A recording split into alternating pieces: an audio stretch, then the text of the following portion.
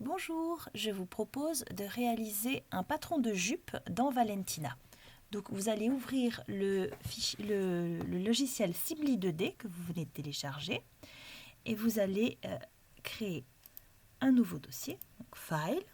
On va commencer par créer une première pièce de patron qu'on va appeler jupe devant.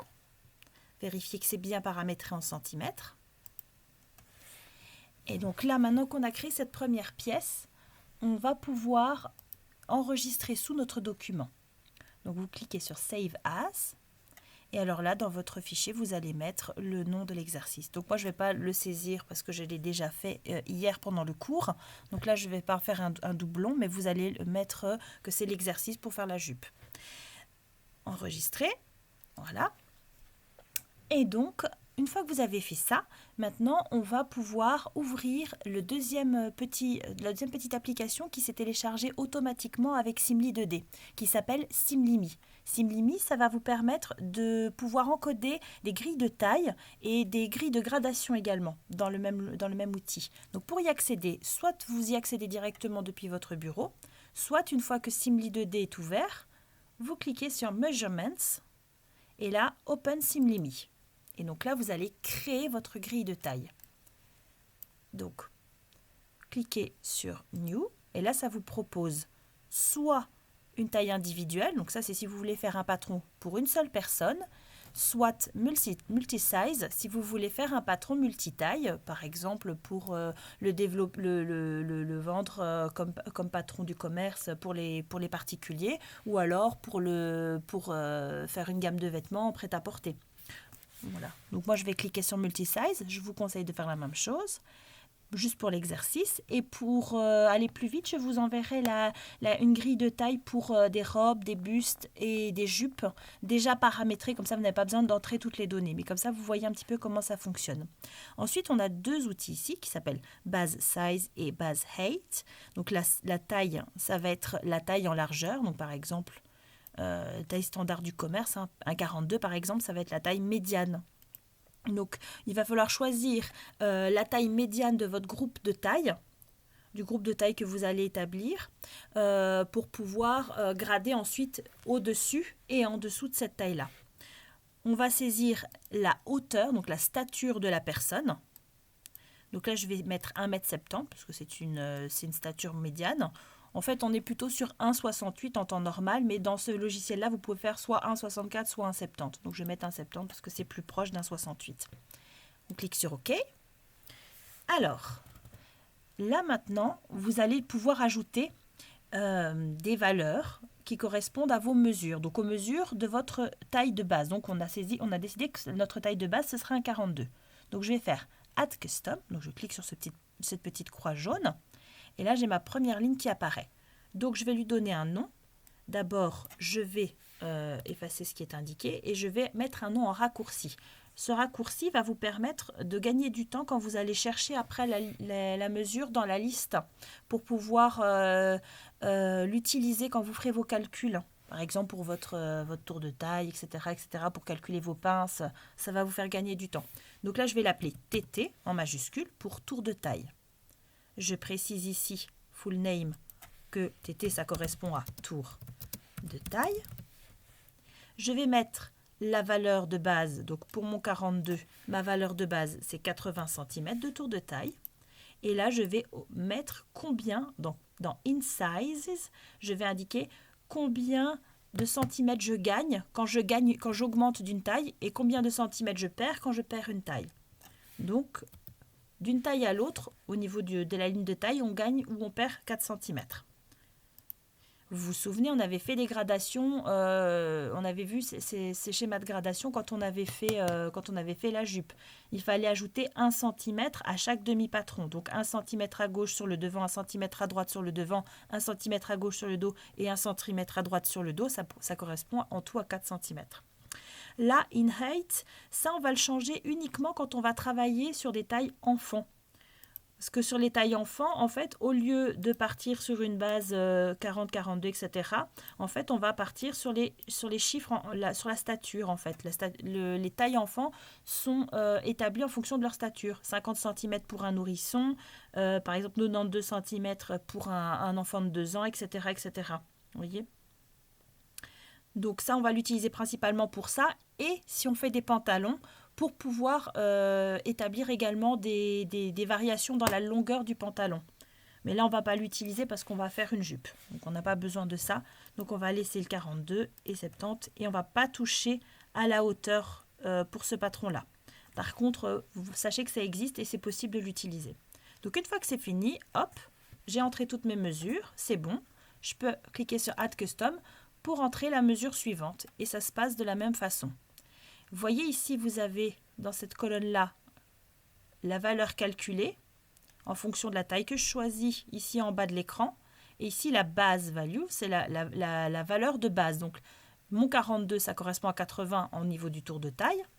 Si je change la taille ici en bas, si je prends un 50 par exemple, vous voyez, la base ne change pas, mais la valeur calculée change en fonction des centimètres de gradation que j'ai indiqués.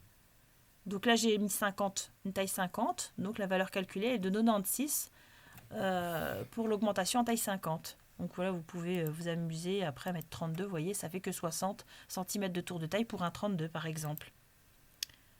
Voilà. Et donc vous remplissez votre grille de taille comme ça. Moi, ce que je vous proposerais de faire, c'est donc une fois que vous avez fini, vous allez le sauvegarder.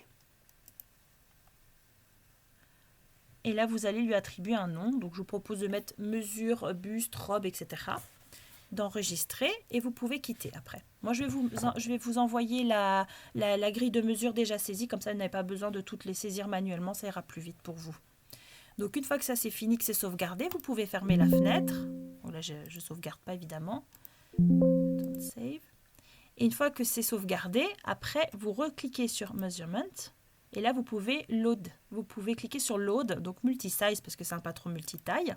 Et vous allez sélectionner celui qu'on vient de créer, donc ce que je vais vous envoyer. Mesure robe. Ouvrir. Et donc là, à partir de ce moment-là, toutes les mesures qui ont été encodées, donc la grande liste de mesures qui a été encodée, peut être utilisée dans le logiciel Simly 2D.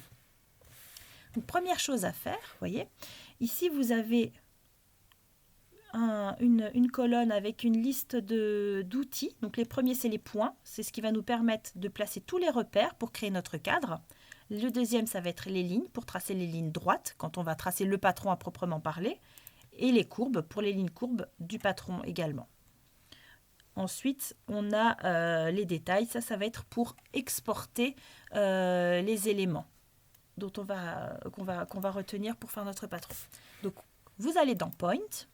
Vous sélectionnez le premier outil qui va nous permettre de tracer une ligne.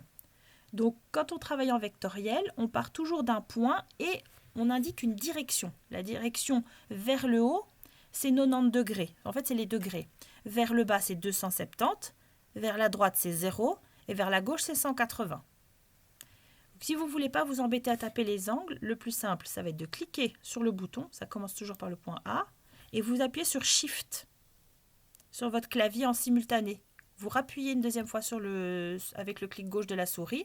Et là, vous voyez ici, dans la pop-up, l'angle est automatiquement indiqué à 90 degrés, à 90 degrés. Pareil, si vous voulez aller sur un autre angle, il faut que je resélectionne mon outil. Voilà, on peut aller à droite, ou bien à gauche, ou vers le bas. Ça vous fait gagner du temps. Donc là, je vais aller vers le haut. Je laisse mon angle de 90 degrés. Par contre, ici, je veux changer ma longueur. Parce que là, j'ai mis une très petite longueur. Là, c'est une petite longueur. Donc, je clique sur F de X. Ça va nous permettre de récupérer les informations qu'on a encodées dans la première application. Je supprime la formule existante et je vais chercher la formule qui m'intéresse. Donc, la formule qui m'intéresse, c'est la hauteur des genoux. Donc, ici, vous voyez, j'ai mon raccourci clavier. Je vais taper HG. Et là, ici, j'ai la hauteur genou-taille. Je double-clique dessus pour que ça apparaisse là. OK. Appliquer. OK. Donc là, mon tracé sort de l'écran. Je vais cliquer sur Zoom Fit Best. Je vais encore dézoomer un petit peu. Voilà, comme ça on est bien tranquille. On a toute la ligne dans le champ.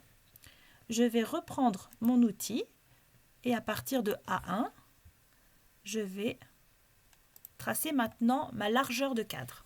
Donc là, on a fait d'abord notre hauteur de cadre, maintenant on va faire la largeur. Donc même chose, là vous voyez, je suis en angle 0 parce que je suis partie sur la droite. Là, je vais enlever la longueur indiquée et je vais mettre la largeur qui m'intéresse. Donc vous vous souvenez, c'est le tour de hanche divisé par 4 plus 1 cm parce qu'on va faire le devant d'abord. Donc je vais faire TH pour tour de hanche. Et voilà, mon tour de hanche est saisi, donc je double-clique dessus. Il apparaît dans ma formule et je vais taper le reste de la formule. Donc divisé par 4 parce qu'on travaille toujours par demi-patron. Et ça, c'est plus 1 cm parce que c'est le demi-devant. Je clique sur OK, appliquer, OK. Et donc là, j'ai ma mesure qui est déjà portée automatiquement. Maintenant, pour finir mon cadre, je peux soit continuer à tracer comme je viens de le faire, soit j'ai un raccourci pour faire ça plus rapidement. Cet outil ici, avec les pointillés, vous voyez, pour tracer un point lié à un axe et une ordonnée. Donc je vais cliquer dessus. Je clique d'abord sur la valeur qui est horizontale, donc le A2, et ensuite sur le point A. Et hop, ça me génère un point A3, donc ça ferme mon cadre. Voilà. Alors une petite chose que je vais vous indiquer aussi, c'est qu'avec la flèche, là vous sélectionnez la flèche dans l'onglet, et vous pouvez déplacer ici les points, les noms des points pour qu'ils ne vous gênent pas. Et du coup, vous avez une petite ligne qui apparaît pour vous indiquer quel point et quel nom de point est relié à quel point. Donc ça va vous faciliter la vie après quand on va faire des petites modifications. Donc maintenant qu'on a fait notre cadre, on va porter la hauteur des hanches ici, sur cette ligne. Donc là, on va utiliser un nouvel outil, ici, toujours à gauche. Donc ce sera le deuxième à partir de la gauche qui s'appelle Point at a distance along a line. Donc ça va vous permettre de créer un point à une distance définie, que vous allez définir vous, sur une ligne existante. Donc on va relier. Donc vous n'êtes pas obligé de cliquer sur le point, vous pouvez cliquer sur le nom du point pour vous faciliter la vie. Donc je clique sur A1 et sur A. Donc ça me permet de sélectionner, vous voyez ici, le segment sur lequel je veux le faire. Donc c'est important de partir de A, parce que A c'est la A1, je veux dire de A1 parce que c'est la ligne de taille. Donc là je vais mettre la hauteur souhaitée. Donc soit je peux le rentrer ici manuellement, soit je vais dans F2X et je saisis la hauteur que je veux. Donc là, je veux la hauteur des hanches. Donc je tape HH, le raccourci, je double-clique, et là, il n'y a pas de formule indiquée, c'est pile poil la hauteur de hanche. OK, appliquer, OK. Et donc, vous voyez, ça a fait apparaître le point A4 à la hauteur de hanche, à partir de la taille. Je vais reprendre mon outil avec les pointillés pour générer le point en face. A2, A4, hop, et j'ai l'autre point en face des hanches. Maintenant, ce qu'on va devoir faire, c'est abaisser la ligne de taille et créer les pinces. Donc, on va commencer par abaisser la ligne de taille d'1 centimètre. Vous vous souvenez, devant, on abaisse d'1 centimètre. Donc, je reprends mon outil pour splitter ma ligne en deux. On clique sur A1, puis sur A4. Et alors là, on va mettre la longueur voulue. Donc, c'est seulement 1 centimètre. Donc là, il n'y a pas besoin de chercher une valeur dans F2X. On applique, OK. Je déplace mon point A1, le nom de point A6 pour pas qu'il soit dans le passage. Et puis, je vais venir sélectionner de nouveau mon outil pour splitter la ligne. Je vais cliquer de A6 jusqu'à A2. Et alors là, je vais venir cliquer sur F2X et je vais chercher la mesure d'espacement des pinces que j'ai saisies. Donc, et pince. Vous voyez ici, E-pince, c'est espacement des pinces. Juste à cliquer, appliquer, et ça me met le point central de ma pince. Donc, qui s'appelle sur mon dossier A7. Maintenant, je vais venir chercher le point, la partie gauche de ma pince et la partie droite. Vous vous souvenez que la pince, elle est répartie de manière équitable autour du centre. Donc, je reprends mon outil pour splitter les lignes. Je pars de A7, qui est le centre, pour aller vers A6, pour mettre la première moitié de la pince. Je viens chercher ma valeur de la pince, V. Non.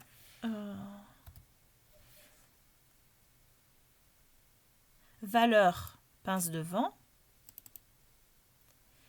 Et alors là, dans formule, je mets divisé par 2, puisqu'il faut mettre la moitié à gauche et l'autre moitié à droite. OK.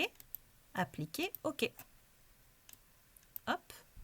Et je fais la même chose de l'autre côté. Je clique sur A7, puis sur A2 pour le mettre dans l'autre sens. Donc, je vais faire la même chose. Valeur pince devant, divisé par 2. OK. Appliquer, OK. Maintenant, je vais mettre ici, à partir de A2, la valeur de la pince du sous-bras. Donc,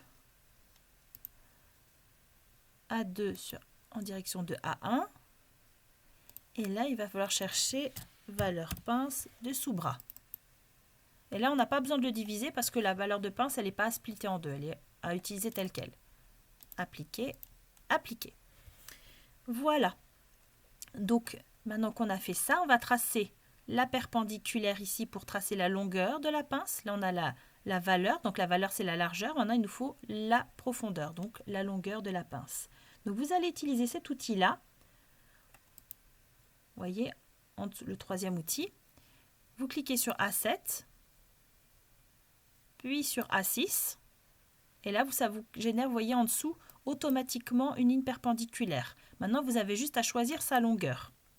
La longueur pour la pince devant, c'est 10 cm. Appliquer. OK. Et maintenant, on n'a plus qu'à tracer notre patron à partir de tous ces repères qu'on vient de placer. Alors, on va dans Ligne, dans la colonne de gauche. On trace les lignes. Donc, on va commencer par A5, A3. Il faut toujours tracer dans le sens des aiguilles d'une montre.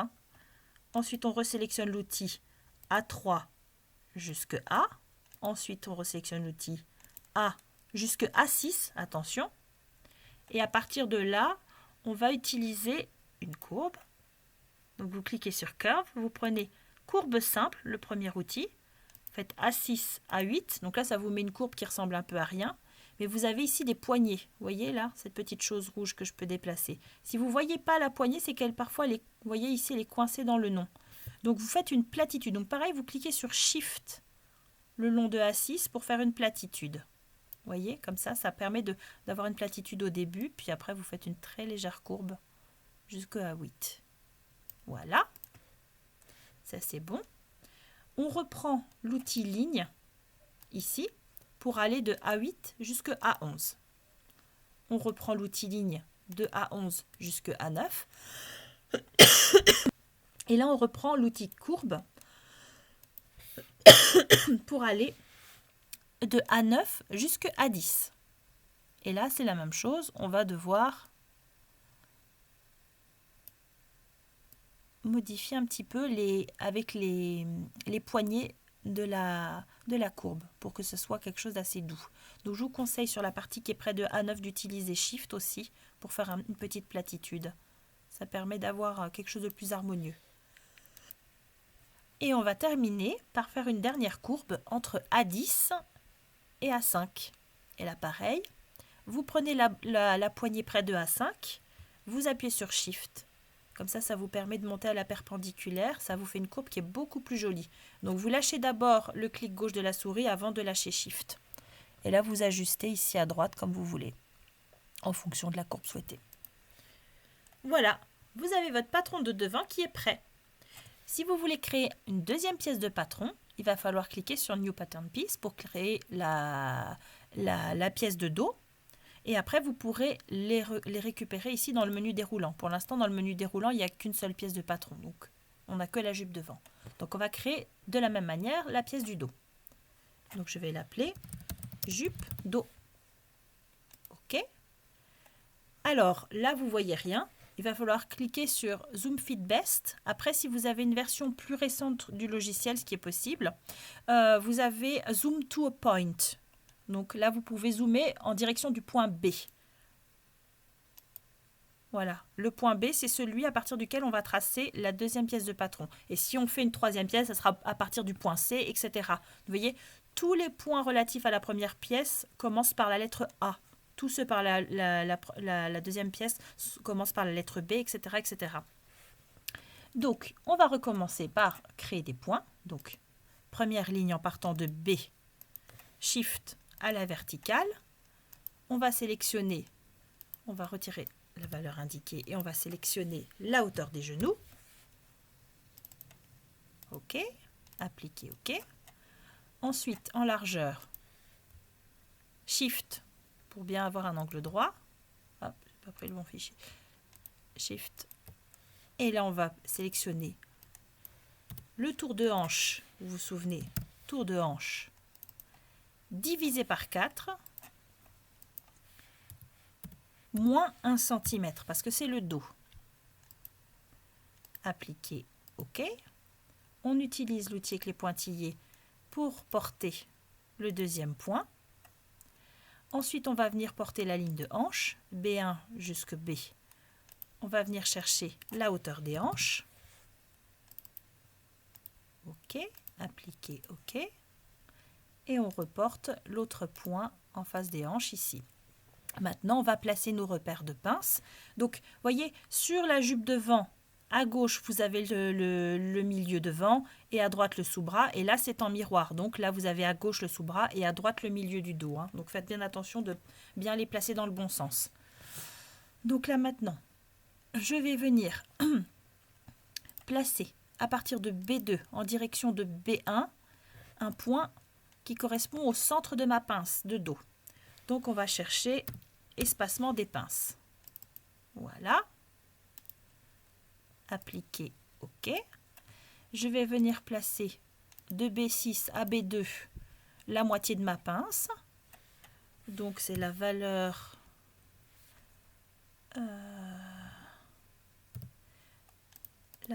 de la pince divisée par 2. Appliquer OK. Et on fait la même chose de l'autre côté. De B6 en direction de B1. On va venir chercher la valeur de la pince divisée par 2. Appliquer OK. Et je vais venir placer ma pince de sous-bras ici près de B1. Donc je clique sur B1 puis sur B2. Et là je vais venir chercher ma valeur pince de sous-bras. OK, OK, OK. Voilà, je déplace encore mes points pour pas qu'ils me dérangent. Voilà, donc là maintenant je n'ai plus qu'à relier tous ces points. Je vais dans Line et je trace d'abord toutes les lignes droites. Ah, pardon, j'ai oublié un truc. Il faut placer la longueur de la pince. Donc on clique sur B6, puis B1, comme ça on a notre perpendiculaire. Et alors pour le dos, c'est 16 cm. Appliquer OK. Désolé. Donc on retourne dans Ligne. On va tracer toujours clockwise, donc toujours dans le sens des aiguilles d'une montre. B2, B5. On relie B5 à B3. On relie B3 à B. On relie B à B4. Maintenant, on va utiliser une courbe pour relier B4 à B9. Courbe, B4, B9. On va modifier la courbe ici. On prend la poignée de B4, on appuie sur Shift pour faire une jolie courbe. Voilà. On va ensuite reprendre l'outil ligne pour tracer B9 à B8. Ensuite B8, B10. Ensuite B10, B7. Et ensuite B7, B2. Et là, c'est terminé. Vous avez vos deux pièces de patron. Et si vous voulez regarder ici dans le menu déroulé,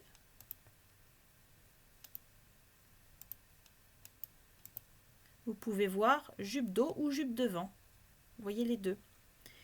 Donc une fois qu'on a fini nos patrons, de tracer nos patrons, on va aller les exporter. Donc il va falloir cliquer dans Détail. Alors chez vous, je pense que c'est indiqué Piece dans cette colonne. Donc si vous ne l'avez pas, qui apparaît déjà dans la colonne de gauche, vous pouvez cliquer sur Piece ici, vous cliquez Non, et après ça va vous le faire apparaître ici dans Détail ou dans Piece.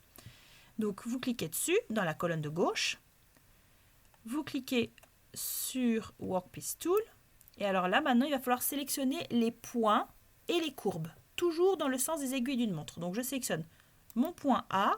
Ah, pardon, il faut que je me mette déjà sur la jupe devant. Jupe devant. Point A. Point A6. Donc là, ça m'a permis de sélectionner ce segment-là. Ah, je recommence. Point A. Point A6. Ensuite, je vais sélectionner cette courbe-là. Vous voyez, je ne sélectionne pas le point, mais la courbe ici. Hop. Ensuite, je sélectionne directement le point A11. Ensuite, directement A9. C'est pas grave si ça n'apparaît pas pour l'instant.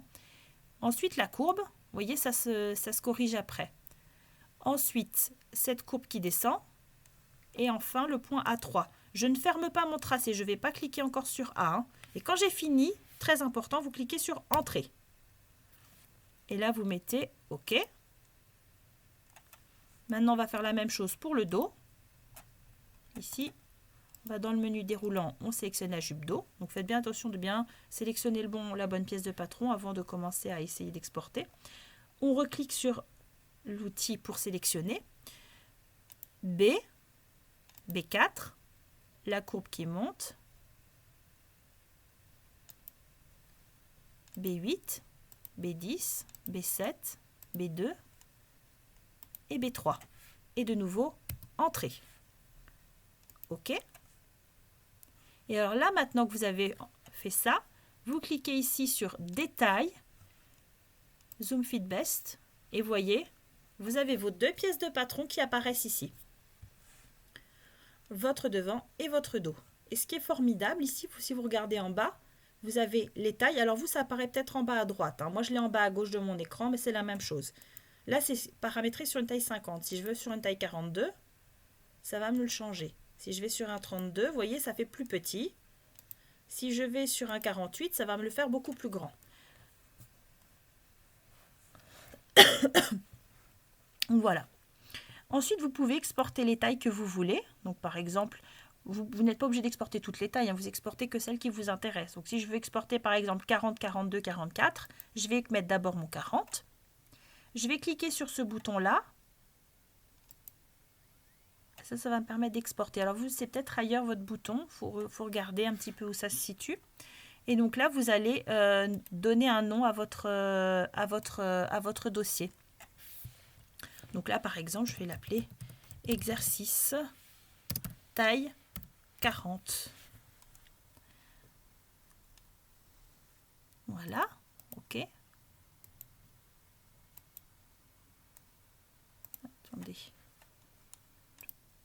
Et donc après, je fais la même chose. J'exporte la même chose, la taille 42. Je refais export. Je remets le nom taille 42, etc. OK, etc., etc. Je change ici la taille 44. Hop, je refais export, etc., etc.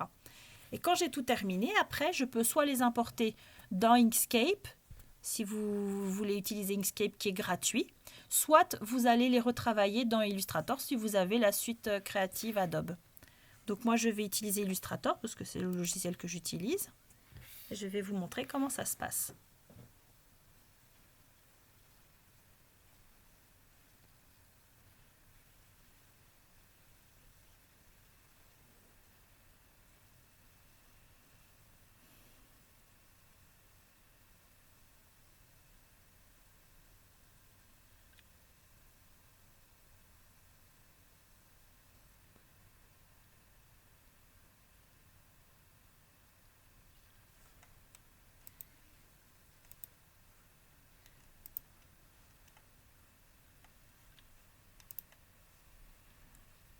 Alors, quand on veut créer un fichier dans Illustrator, vous avez l'option soit de créer le fichier pour une impression à domicile. Donc, si vous voulez, par exemple, que ce soit imprimable en version A4, il va falloir paramétrer votre document directement pour que ce soit imprimable en A4. Si vous ne voulez pas l'imprimer en format A4, mais en format d'impression classique, c'est-à-dire un A0, c'est les formats de patron classique, dans ce cas-là, vous saisissez un A0 ici. Donc, vous allez sélectionner Print pour que ce soit bien paramétré. Et là, vous allez mettre des paramètres customisés, donc c'est-à-dire, on va mettre déjà en centimètres ici, hop, centimètres. On va sélectionner orientation portrait et vous allez mettre 84 pour la largeur et puis 119 pour la hauteur. Et donc un seul artboard. Donc artboard, en fait, c'est le nombre de feuilles, le nombre de planches. Là, je vais faire qu'une seule planche pour ma jupe. Je laisse bien en CMJK. C'est le format, les couleurs pour l'impression, les effets en 300 ppi, etc. Tout est bon. Créer. Et alors après, je vais pouvoir importer tous les dossiers. Voilà.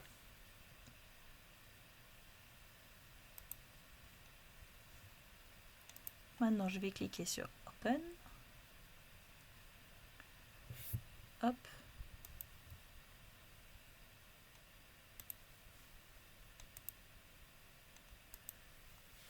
Ouvrir.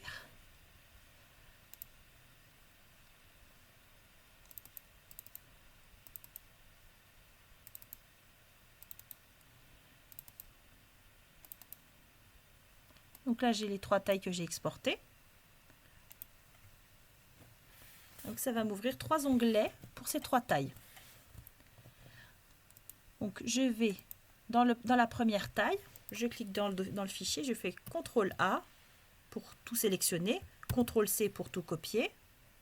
Et ensuite je vais dans mon fichier que je viens de créer, je fais un clic gauche dessus et je fais CTRL V pour tout coller.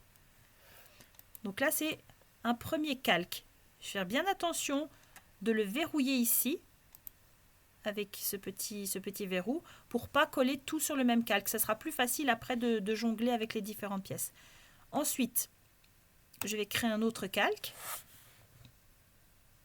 Donc, pour la taille suivante, donc je peux enlever la taille 40 vu que je l'ai fini.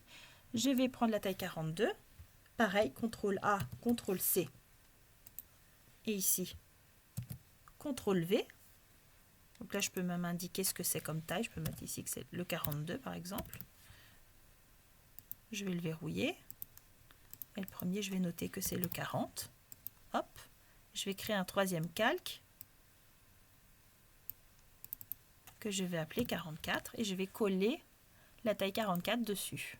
Hop, et je ferme au fur et à mesure mes fichiers d'origine pour ne pas les modifier. CTRL C, CTRL V.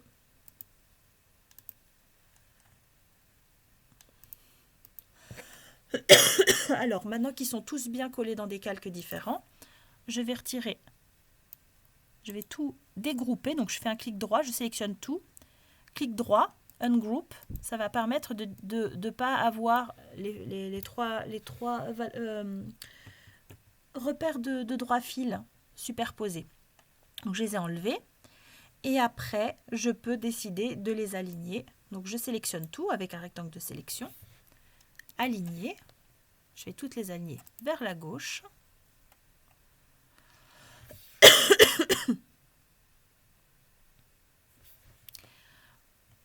Et vers le bas. Voilà. Ensuite, je déplace tout ça au centre.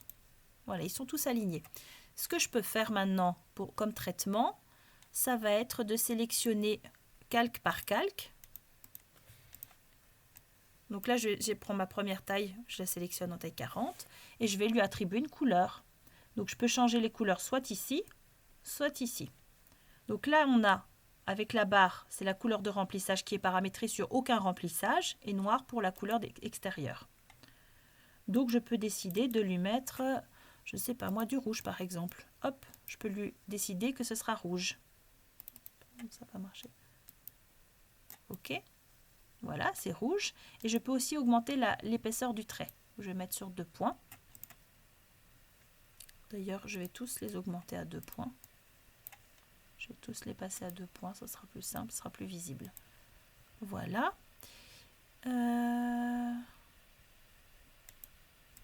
Voilà, c'est celui-là qui est en rouge. Je vais changer le 42 uniquement. Donc pareil, je verrouille les autres calques. Hop, je prends le 42. Et là, je peux changer ici aussi la couleur. Je peux le mettre en bleu, par exemple. Ok, voilà. Donc, mon 42, maintenant, il est en bleu. Je le verrouille. Je déverrouille le 44 et je vais pouvoir changer la couleur du 44. Là, j'ai décidé, par exemple, que je ne sais pas, je vais le mettre en vert. Un vert un peu plus vif, comme ça, on voit bien. Ok. Voilà. Et si vous voulez, vous pouvez également, je vais zoomer un petit peu pour que vous puissiez voir, voilà, ça donne ça. Si je veux, je peux également, au lieu de mettre des couleurs, je peux décider de leur appliquer des pointillés. Voilà, ça c'est le pointillé qui est réparti de manière les espacements des traits et des trous sont équivalents. Maintenant, je peux décider de faire quelque chose de différent, par exemple. Là, je peux faire 12 points, un trait de 12 points, un écart de 5 points, par exemple. Vous voyez, ça change l'aspect ici. Ou si vous voulez faire des points entre, plutôt que des tirets, vous pouvez faire plus petit comme ça. Vous voyez, ça permet de faire des choses... Ça vous permet de pouvoir faire plus de variations. Vous voyez, là j'ai espacé plus, par exemple, pour vous donner une idée. Donc une fois qu'on a fait ça, on va verrouiller tous les calques et puis après on va rajouter les annotations. Donc moi je crée un nouveau calque et puis là on va annoter ce que c'est. Par exemple, on va dire que c'est ici, hop.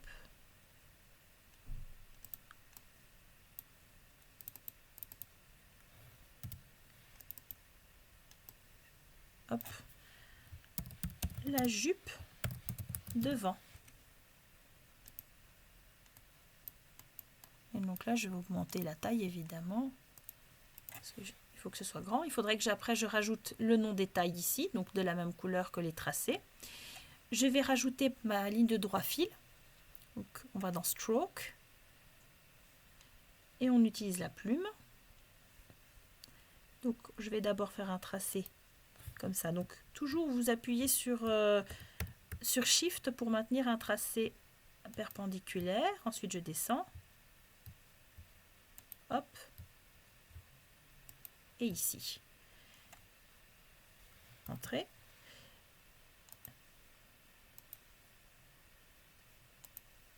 Ici. Voilà. J'ai interverti parce que ça avait mis ça va interverti le remplissage. Regardez, si on peut, et le contour. Vous pouvez faire les deux à tout moment en appuyant sur ce petit bouton-là. Donc, une fois que j'ai fait ça, maintenant il va falloir que j'édite cette ligne. Donc, je vais dans Stroke. Et alors là, je vais lui attribuer des flèches au début et à la fin du tracé. Vous voyez, si je clique sur une flèche au début du tracé, j'ai une petite pointe de flèche qui apparaît ici.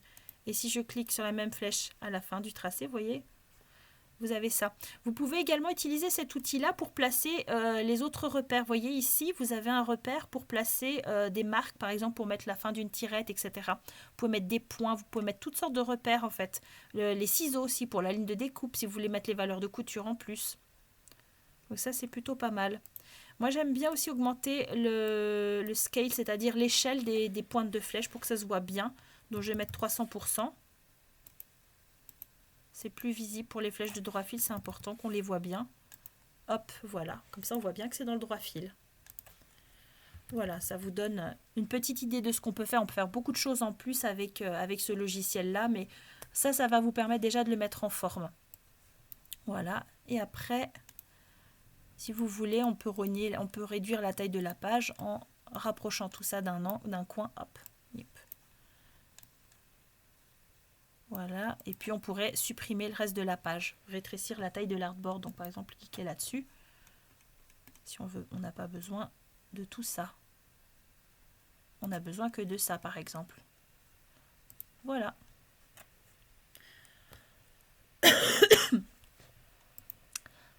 Et ensuite, vous sauvez en attribuant un nom. Voilà ce que ça donne sur ce logiciel-là.